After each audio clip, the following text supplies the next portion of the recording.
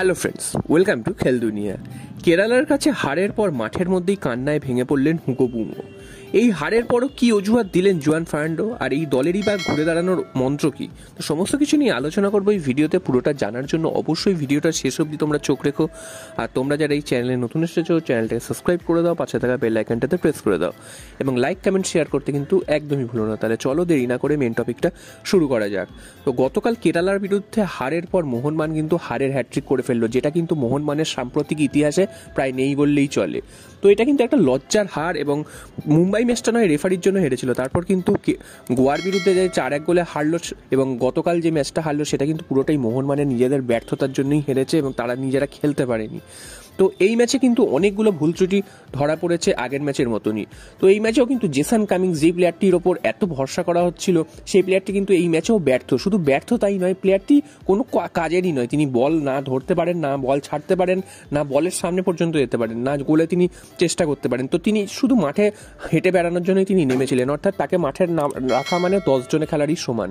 তো এরকম একজন প্লেয়ারকে বয়ে বেড়াচ্ছে এবং এত কোটি টাকা দিয়ে তাকে কিন্তু জামাই আদর করে রেখে দিয়েছে।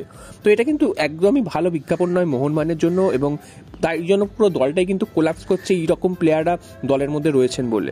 তো ম্যাচ শেষে আমরা একটা ছবি দেখেছি যে হুগো বুমো তিনি কিন্তু মাঠের ধারে বসে কাঁদছেন, যেটা কিন্তু সচরাচর দেখা যায় না, কারণ হুগো বুমোকে আমরা জানি খুবই মুডি প্লেয়ার। তো সেই প্লেয়ারটি যখন মাঠের ধারে বসে কাঁদে তখনই কিন্তু বোঝা যায় যে দলটার অবস্থা কেমন এবং দলটা কতটা বিপর্যয় নেমে এসছে।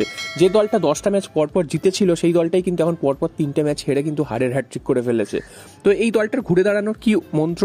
তো জুয়ান ফার্নান্ডো এই হারের পরও কিন্তু নির্লজ্জভাবে একটা ব্যাখ্যা দিয়েছেন। তিনি বলেছেন এতগুলো প্লেয়ার চোটাঘাত এবং এতগুলো প্লেয়ার কার্ডের সমস্যার জন্য মাঠের বাইরে এবং পরপর ম্যাচ খেলতে হচ্ছে, তাই জন্য তারা নাকি ক্লান্ত।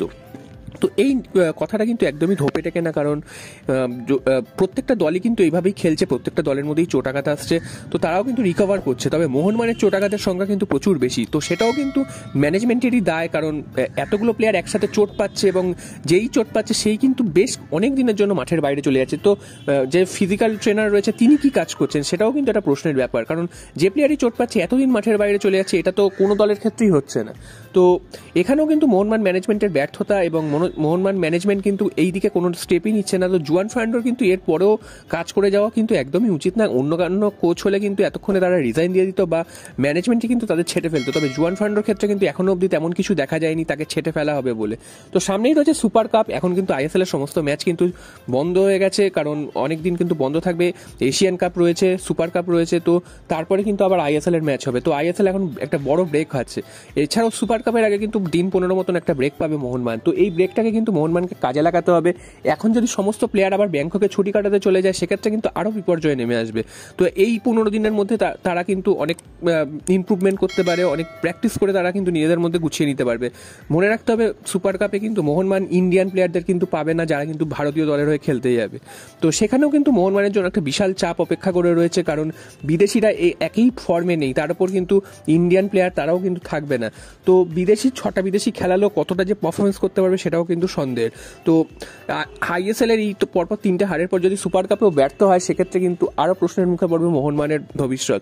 তো এই মুহূর্তে দেখা যাক, আইএসএল এর মনোনিবেশ ছেড়ে এখন কিন্তু সুপার কাপের দিকে মনোনিবেশ করতে হবে, এবং 15 দিন যে হাতে সময় পাচ্ছে, এই 15 দিন কিন্তু ভালোভাবে প্র্যাকটিস করে ফিরে আসতে হবে, এবং 1 মাসের যে ব্রেকটা পাবে মোহনবাগান, সেখানে কিন্তু সমস্ত প্লেয়ারের চোট আঘাত কাটিয়ে কিন্তু ফুল টিম নিয়ে সেকেন্ড লেগ কিন্তু শুরু করা উচিত, এবং তারপর কিন্তু লিগ শিল্ডের জন্য ঝাঁপানো উচিত। তো এই মুহূর্তে যা কন্ডিশন, লিগ শিল্ডের থেকে কিন্তু অনেকটাই দূরে সরে গেছে এই মুহূর্তে মোহনবাগান।